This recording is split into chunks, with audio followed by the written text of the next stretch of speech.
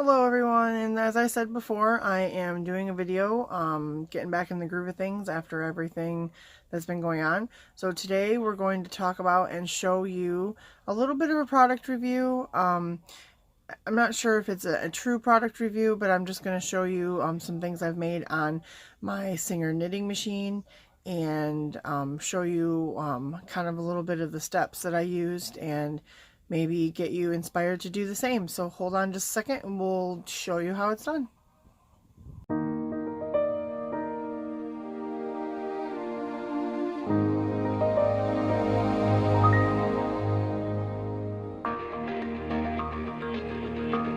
Okay, so these are what I was talking about. These are headbands that I've been using, that I've actually been, oops, sorry about that, that I've been making. I'm actually going to get a bunch of these made up and then donate them to, I'm actually going to send them to my aunt to donate to a homeless shelter, and or people in need. But, so I really was excited to find a quicker way to get them done because I'd like to make lots of them. And so this is just some of the examples. So this one here is one of the it's not put together yet. It's a tri-colored headband here, or earmuff cover. You know, the kind that you stretch over like a headband to cover up your ears. And then this one here is just a double color. And it fits really well. I used my husband and my daughter as guinea pigs to test them. And this is my first attempt at it just because I was testing yarn size. And I find that the best yarn to do this with is like a craft yarn that's either a size 3 or 4. Or so like a worsted weight, nothing bigger than a worsted weight, but it needs to be like on the thinner side worsted weight. But actually the best yarn to use is the DK weight 3. And a 2 can work too. Anything smaller than that, so would be, you know, it would mess it up. So basically a 2 or a 3 weight, but DK is where it seems to work the best. And all of these were made on my Singer knitting machine. And this is actually a kid's like a kid's toy, but it actually works quite well. It is plastic, and it is you know, for cost wise it only cost me like 20 bucks, but it is it does work out great for what I'm using it for. You know, everybody has their own opinion and review on it. Like I said, it comes with these feet that you stick on. Now my son actually came out and he drilled these holes in the feet and then drilled them to my table so that I can use this without having to hold it while I spin the knob. And it does spin around like this. And as you can see, I've marked my beginning home spot here because unlike the Addy machines that you see, the knitting machines, this doesn't have a mark where the beginning spot is. So I just created a home spot. But it's very simple and easy to use. I haven't ever had any issue. I mean, every once in a while it drops a stitch, but for the purpose of what I use mine for, it works fine. I either use it to make some blanks to dye with, or these headbands. And so since it's just something that I'm doing to donate or do dyeing where I'm going to unravel it anyways, it works pretty good. So I'm going to show you a little bit of how I load this up and how it works. And then we'll go into a couple other little tips and tricks. But as you can see, I'm going to zoom in close here. It does knit pretty well. I mean, it's not perfect, but it is, and again, it is a child's toy, but it does work for the purpose that I'm trying to use it for. So I was actually pretty excited because it does speed up the process. And then you can see on this one, this is the back side. And so my first attempt to do this, the closing method looks kind of messy and it's not that great. So then I did some research on some other creators channels on here on YouTube, and I found what's called a blanket stitch, and it seems to work quite nicely. You can see here that it's kind of seamless and it isn't as bulky on your head, so it's not, you know, digging into the underneath of your scalp. So give me just a second and I'll show you how this works. Okay, so what we're going to do is I'm going to show you how to load the yarn onto the Singer knitting machine in case, and I'll put a description in the description box. I'll put a link to where I bought mine. I got mine on Amazon, but you can get these online, I think, at the different craft stores like Joann's, Michael's, Hobby Lobby. They may have their own brands, but I did get this one on Amazon. It was about between $20 and $30 back in like November-ish or so. So I'm going to show you, this is some craft yarn that I have. It's like in between a 3 and a 4 weight. And I'm going to show you how to, it's kind of simple. If you have an adding machine, I've seen some other tutorials from other creators, and they do seem to have the same kind of housing here that holds the tension in the yarn. It just kind of opens up like that, and you just close it back when you're done loading. And it has a little tension holder here. I also like to hold the yarn sometimes with my hand as it's going through, because if you have too much tension, then it tends to lock up on you, because it is plastic parts. But I'm going to go ahead and show you how to load this up on here really quick. So this is where the home spot comes in handy. It also has on the side here, you can't see it at this angle, but it has a spot. You can either make a panel or a circle, and the panel, the tube allows you to go in a circle. If you flip it to panel, it'll only let you go so far, and then it will stop, and then you go back the other way. And this will allow you to make a panel for like a sock blank or a scarf or whatever you wanted to make. So I'm going to flip it back down to tube. And so this is where the marking, I used a Sharpie just to mark my home, but I like to start with that one first. And what you're going to do, and I've seen other, like I said, I've seen other videos where other creators have done this using their other knitting machines, and it seems to work quite nice on the cast on here. So you're just going to take some yarn and have a length of it hang down in the middle like this, and then you're going to wrap the yarn. I'm just going to zoom in so you can see this.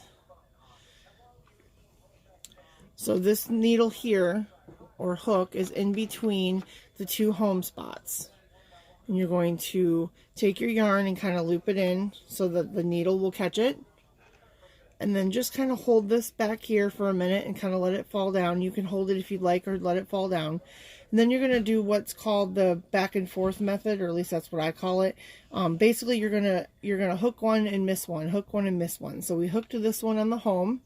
Now we're going to skip this one by allowing the yarn to go behind the needle like this. And then we're going to come around the front and just make sure that does miss it like that.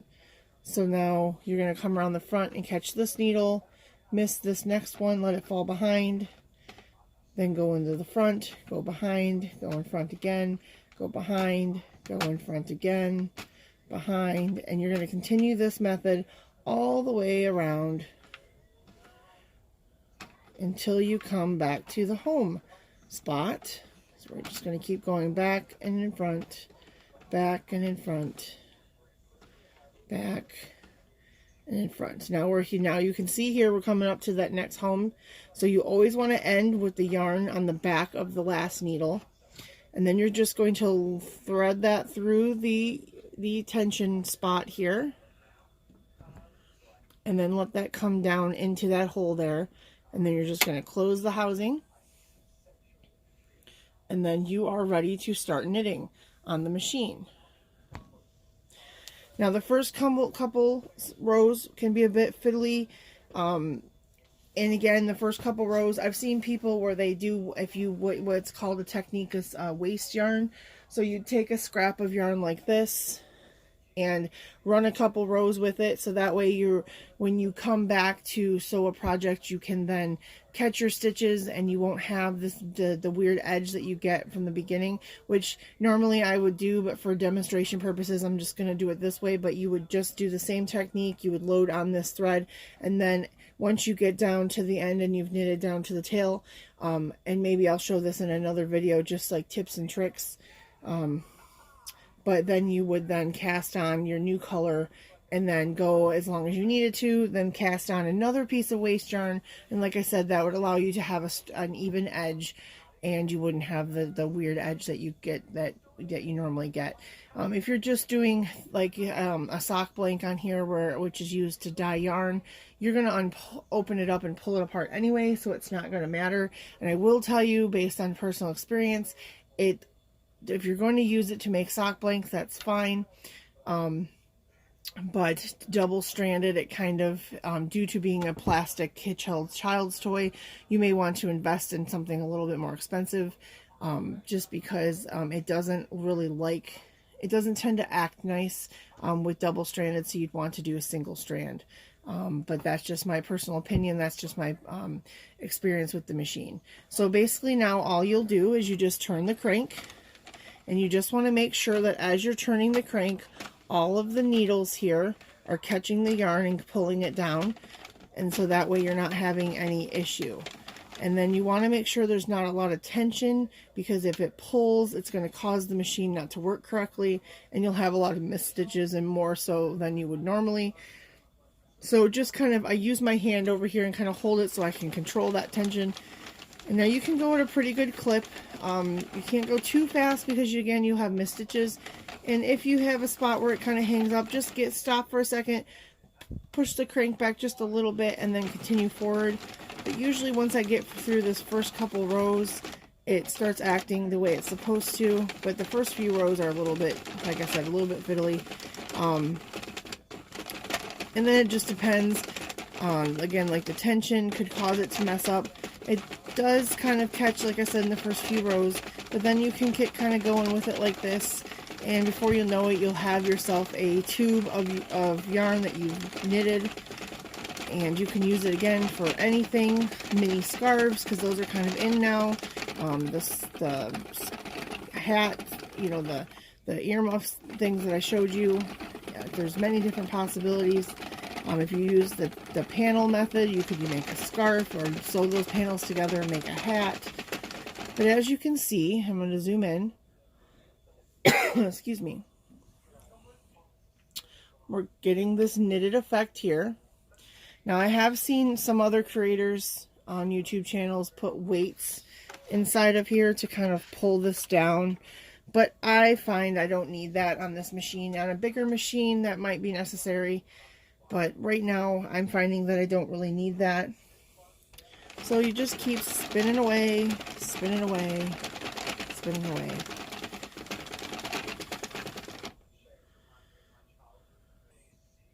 Okay, so we've come to the point where we've spun.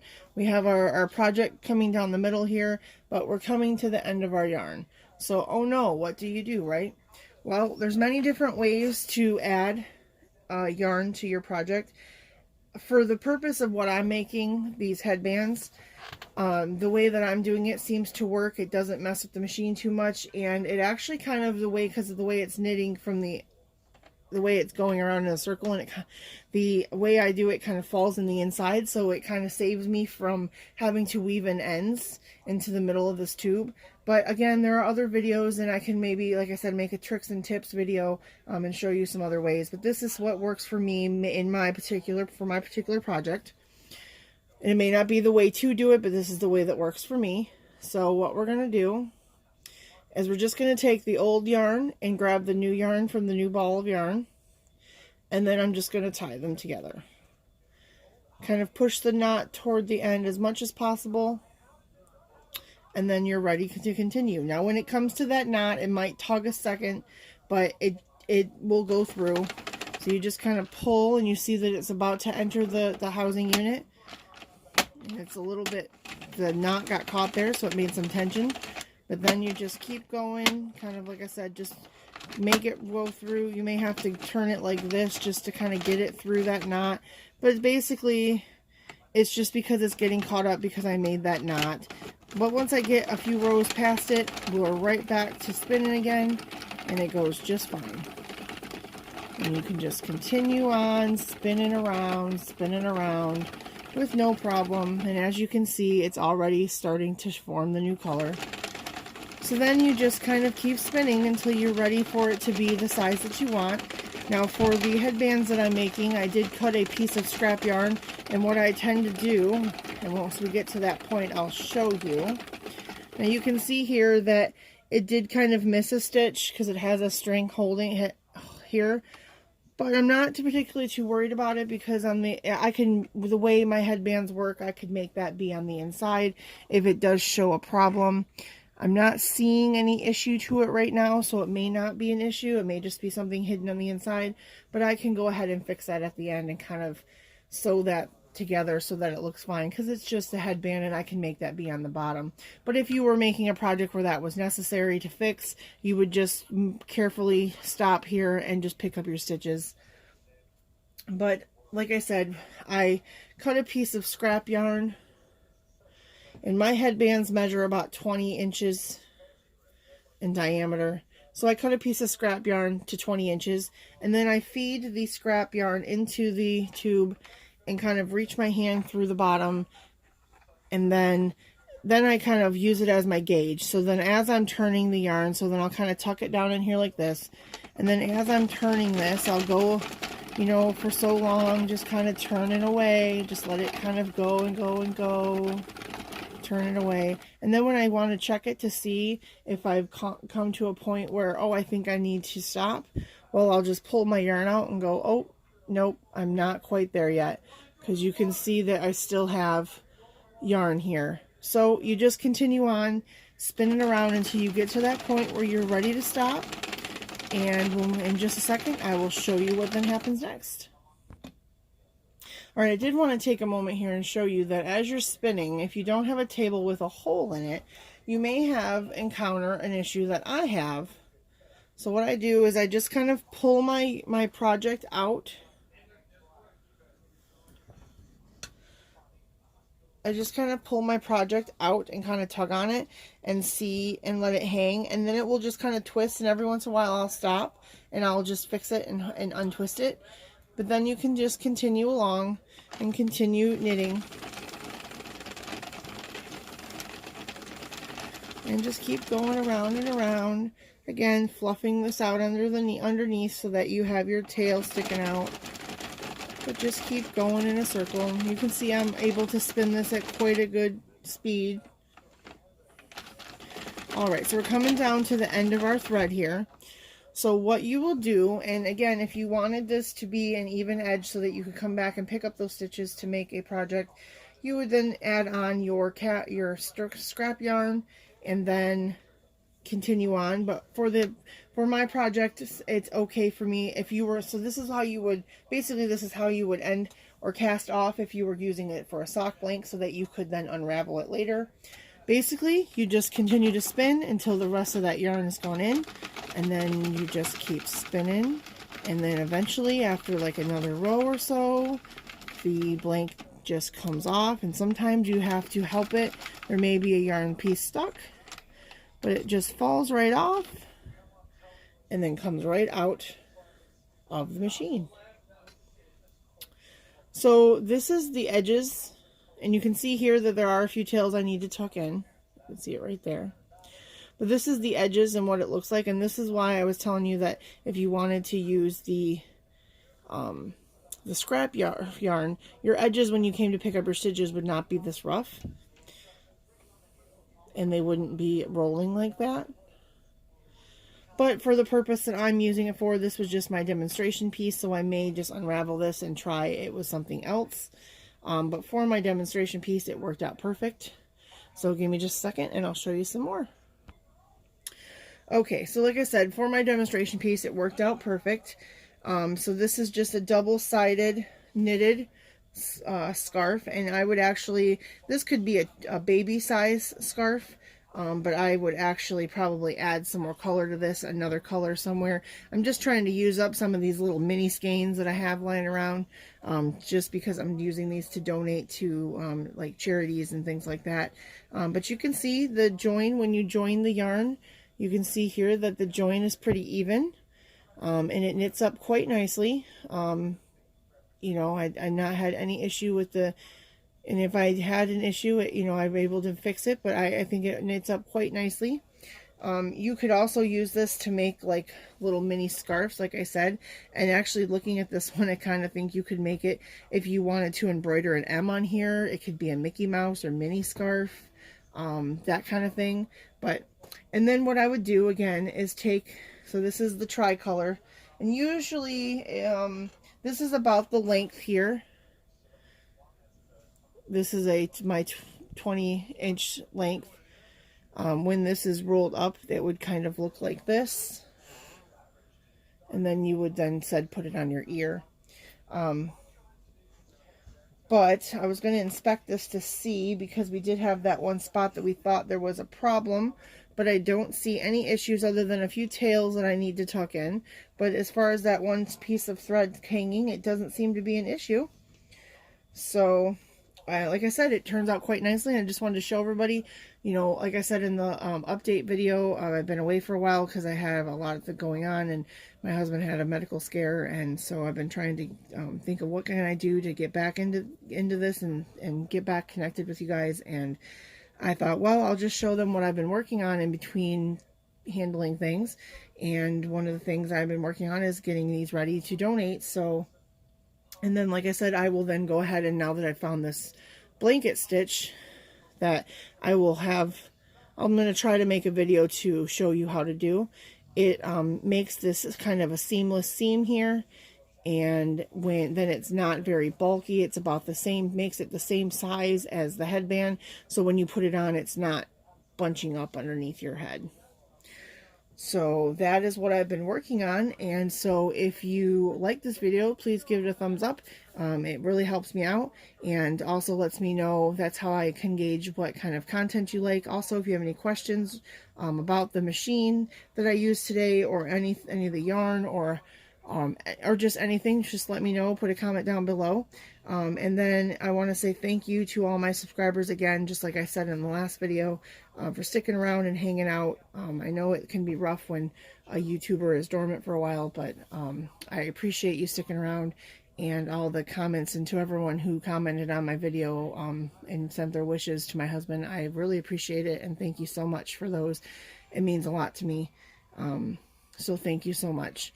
And like I said, hopefully I'm back, and things have settled down, and we're gonna have more videos coming up. I plan on, hopefully before March, having my first podcast of 2019 to kind of catch up on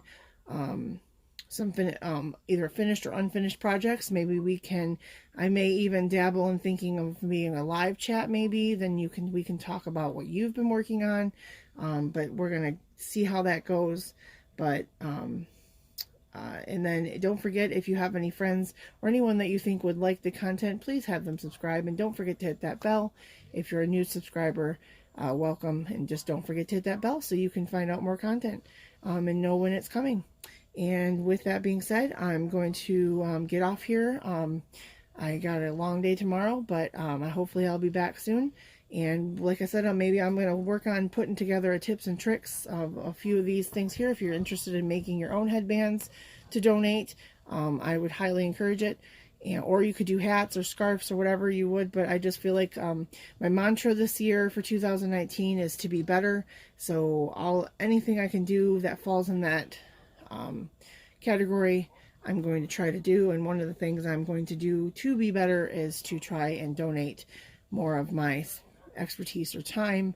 So I'm really excited to get these done to donate. So with that being said, thank you so much for watching, and I'll see you next time. And as always, so what is in your craft room today?